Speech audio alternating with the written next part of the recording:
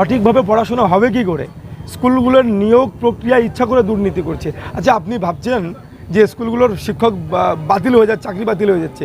আসলে এটা একটা কৌশল। চাকরি বাতিলের মাধ্যমে সরকারি স্কুলগুলোকে একটা দুর্নীতির মৃগক্ষেত্র করে দেওয়া, সরকারি স্কুলগুলোকে ঘরের মাঠে পরিণত করা, যাতে কোনো শিক্ষক না থাকে। আর আপনি আমি চাইলেও সরকারি স্কুলে আপনার আমার বাচ্চাকে পাঠাবো না।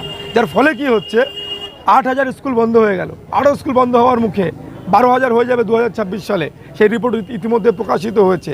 আসলে এগুলো হচ্ছে বেসরকারিকরণ করবার, শিক্ষা ব্যবস্থাকে বেসরকারিকরণ করবার একটা নয়া কৌশল। আম্বানি আদানির হাতে এই টোটাল শিক্ষা ব্যবস্থাকে তুলে দেওয়ার জন্যে মোদি এবং মমতা দুজন একদম সুকৌশলে এই ধরনের একটা ধান্দাবাজি খেতেছে। সবার পক্ষে তো বেসরকারি স্কুলে পড়ানো সম্ভব না। যে হারে তারা পড়াশোনার নাম করে, স্কুলের নাম করে যে হারে লুট করছে, সবার পক্ষে তো বেসরকারি স্কুলে পড়ানো সম্ভব না। কি বলবেন ব্যাপারে? দেখুন, আমরা বামপন্থীরা যখন সরকারে আসি তখন আমাদের প্রথম লক্ষ্য ছিল শিক্ষাকে প্রাথমিক করে দেওয়া, শিক্ষাকে যাতে সরকারি উদ্যোগে সবাই শিক্ষা লাভ করতে পারে। আজকের দিনে দাঁড়িয়ে যার পকেটে পয়সা আছে সেই শিক্ষা পাবে। বাজার থেকে বড় মাছ পকেটে থাকলে, পয়সা থাকলে কিনতে পারবেন, আর না হলে চুনো মাছ কিনে বাড়ি আসতে হবে। আজকের দিনে ঠিক তাই, বেসরকারিকরণ করা এটা একটা উদ্দেশ্য, আমি আগেই বলেছি। সেটা এই শিক্ষা ব্যবস্থাকে বেছে দেওয়া। আমাদের এই অধিকার যাত্রাটা সেই কারণেই যে সকলের হাতে যাতে সরকারিভাবে, একজন কৃষকের ছেলে সে যাতে সরকারিভাবে শিক্ষা লাভ করতে পারে, একজন টোটো চালকের ছেলে সে যেন সরকারিভাবে শিক্ষা লাভ করতে পারে, একজন কলকারখানার মজুরের ছেলে সে যেন শিক্ষা লাভ করতে পারে। এটাই আমাদের তো দাবি, যে মজুরের ছেলে হুজুর হোক, কৃষকের ছেলে ডাক্তার মাস্টার হোক, এটাই তো আমাদের মূল দাবি। এই দাবির জন্যই তো আমরা এই অধিকার যাত্রা করছি। আপনাদের এই অধিকার যাত্রা করার উদ্দেশ্য কি রয়েছে? দেখুন, মানুষ যখন দেয়ালে যখন পিঠ থেকে যায় তখন মানুষ রাস্তা নামতে বাধ্য হয়। আমাদের দেশের সরকার, রাজ্যের সরকার যুবকদের, ছাত্রদের, মহিলাদের, কৃষকদের, শ্রমিকদের কারোর দায়িত্ব নিচ্ছে না, দায়িত্ব নিতে অস্বীকার করছে। ভোট যখন আসে তখন রাজ্যের সরকার, দেশের সরকার নানান ধরনের প্রতিশ্রুতি দেয়, আর ভোট যখন চলে যায় তখন তাদের প্রতিশ্রুতি আর মাথায় থাকে না, তখন তারা সবটাই ভুলে যায়। আজকে আমাদের দেশে 45 বছরে বেকারত্ব যেখানে পৌঁছেছে, 45 বছরের মধ্যে একদম সর্বোচ্চ জায়গায় পৌঁছেছে বেকারত্ব। রাজ্য জুড়ে একের পর এক সরকারি শূন্যপদ খালি, 6 লক্ষ সরকারি শূন্যপদ খালি, দেশে প্রায় 16 লক্ষ শূন্যপদ খালি। দেশে রাজ্য জুড়ে নতুন কোনো কলকারখানা হচ্ছে না, কাজ কোথায় পাবে? কৃষকদের ফসলের দাম নেই, কৃষিক্ষেত্র ছেড়ে কৃষকরা চলে যাচ্ছে। নতুন যুবকদের কাজ কোথায়?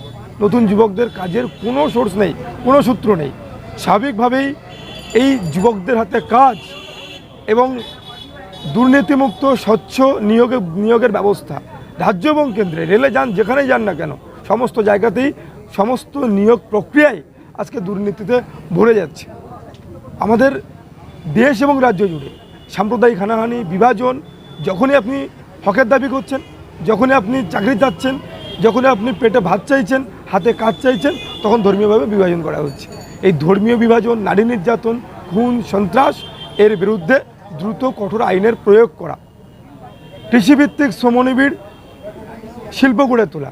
আজকের সমস্ত যে কৃষি ব্যবস্থা দেখছেন, সমস্ত কলকারখানা দেখছেন, আজকে ধান কাটতে গেলেও আজকে মেশিন ব্যবহার করা হচ্ছে।